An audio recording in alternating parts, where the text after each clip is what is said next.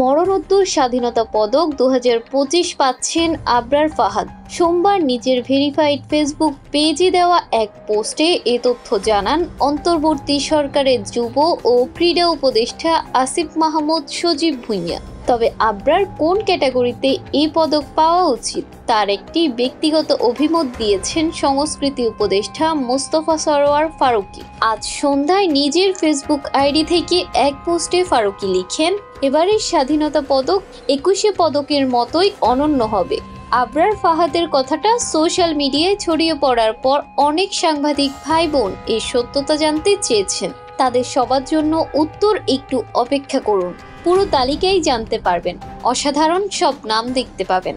এরপর তিনি লেখেন, এবার আসি এই পোস্ট লেখার আসল কারণ।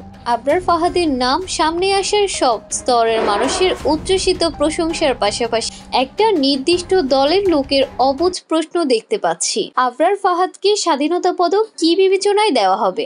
ফারুকী উল্লেখ করেন, কি বিবেচনায় দেওয়া উচিত সেটা ব্যাখ্যা না করে আমি বলতে চাই কোন ক্যাটাগরিতে দেওয়া উচিত, তাহলেই কেন দেওয়া উচিত উত্তর পাওয়া যাবে।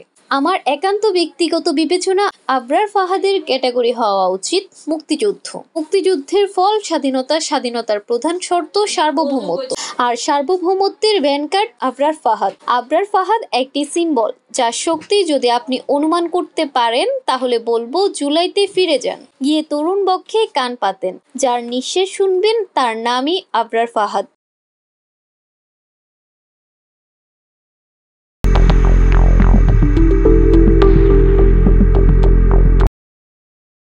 করতে পারেন তাহলে